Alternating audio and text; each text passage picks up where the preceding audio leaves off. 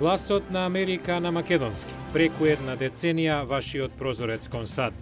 А сега, директно од студиото во Вашингтон.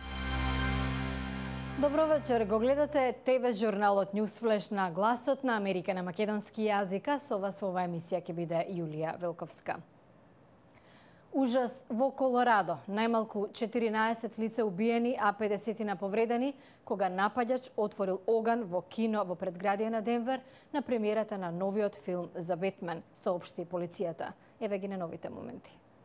Властите во градот Аурора велат дека инцидентот се случил кога на полноќната премиера на најновиот филм за Бетмен, маскирано лице влегло во салата, фрлило солзавец и почнало да пука во гледачите.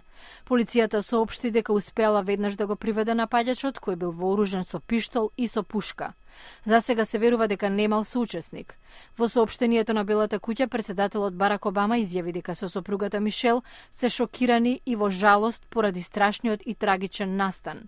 Ќе го изведеме пред правдата секој кој е одговорен, рече Обама. Агенти на FBI се на местото на настанот да помогнат во истрагата. САД и Кина најавија дека наредната недела ќе одржат нова рунда разговори за човековите права. Според Стејт департментот и официјалните кинески медиуми, средбите ќе се одржат во Вашингтон на 23 и 24 јули. Ова е 17-та поред рунда разговори посветена на заштита на човековите права. Председателот Обама го повика Сенатот да усвои мерка за зајакнување на националната одбрана против кибернетски напади. Во напис објавен во весникот Wall Street Journal, Обама вели дека, цитираме, странски влади, криминални организации и изолирани поединци се обидуваат да влезат во американскиот финансиски, енергетски и систем за јавна безбедност секојдневно. Мерката, позната како Акт за безбедност на кибернетскиот простор 2012, би креирала партнерство меѓу јавниот и приватниот сектор за поставување на стандарди за кибернетска безбедност за клучната инфраструктура во земјата. Обама ветува дека споделувањето на информациите нема да значи и упад во приватноста на граѓаните. Американскиот оддел за одбрана даде зелено светло за војниците хомосексуалци во активна служба да носат униформи на престојната парада на гордоста, што ќе се одржи во Сан Диего, Калифорнија. Ова е по прв пат Пентагон да даде вакво одобрение, откако ја укина долгогодишната политика "не прашувај, не кажувај" за учеството на хомосексуалците во армијата. Од 1966 наваму, денешниот ден, 20 јули, се одбележува како Светски ден на шахот. Камерата на Гласот на Америка ве води во паркот Дупонт, местото на неофицијалниот шаховски универзитет во срцето на Вашингтон. Прилогот е на колегата Гоце Јаневски.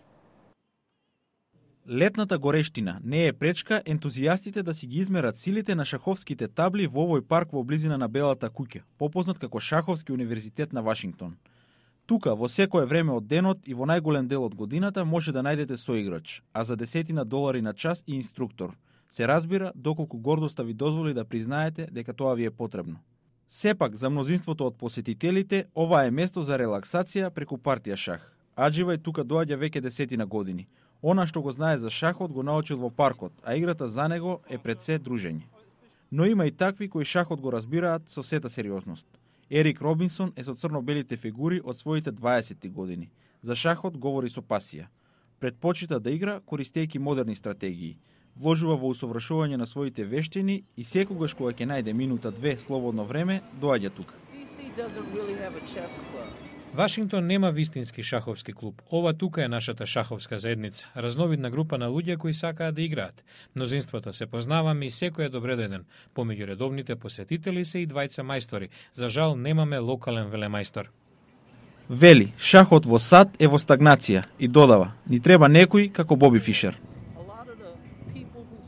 Мнозинството од луѓето кои играат шах во САД започнале уште од славните денови на Боби Фишер. Тој стана многу популарен. Благодарение на неговата популарност и луѓето кои не знаеа многу за шахот започнаа да го играат. Мнозинството во генерациите од 50-тите и 60-тите се љубители на Фишер. За Кенет денес е лош ден, барем што се однесува до шахот. Загуби веќе неколку партии. Смета дека во Вашингтон може да се направи уште повеќе за шахот, како што е случај во Њујорк или некои делови во Европа.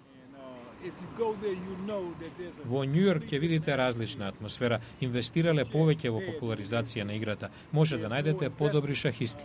Но не и попосветени. Потезите во Дупон, како што слушаме понекогаш, се влечат се до доцна во ноќта. Американската машка кошаркарска репрезентација, светскиот и олимписки шампион, ги заврши подготовките на домашен терен за Олимпијадата во Лондон со победата во контролниот меч против Бразил. Кои се очекувањата и каква е атмосферата меѓу играчите во продолжение? Во репрезентацијата сет звезди на NBA, што прави таа да е фаворит за златниот медал во Лондон.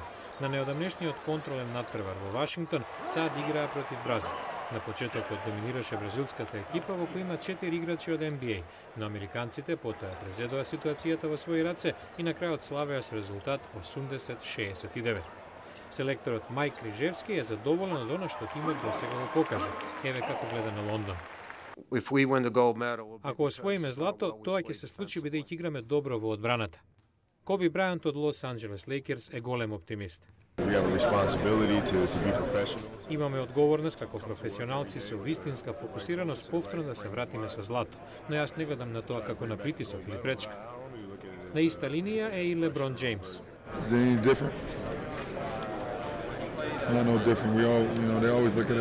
Дали е различно? Не, ние секогаш сме фаворити. Сепак селекторот Крижевски очекува сериозна конкуренција во Лондон. Мислам дека фаворит за златото е и Бразил. Тука си Аргентина и Шпанија. Франција е на чело со Тони Паркер. Кошаркарските надпревари на Олимпијадата започнуваат на 29 јули. Финалето на 12 август, истиот ден кога и затворањето. Научниците најголеми оптимисти досега дека ќе развијат вакцина против ХИВ вирусот. Како тече процесот, гледајте во понеделник во Newsflash. Многу препреки, но истражувањата се движат во добра насока. Гледајте во понеделник во Newsflash.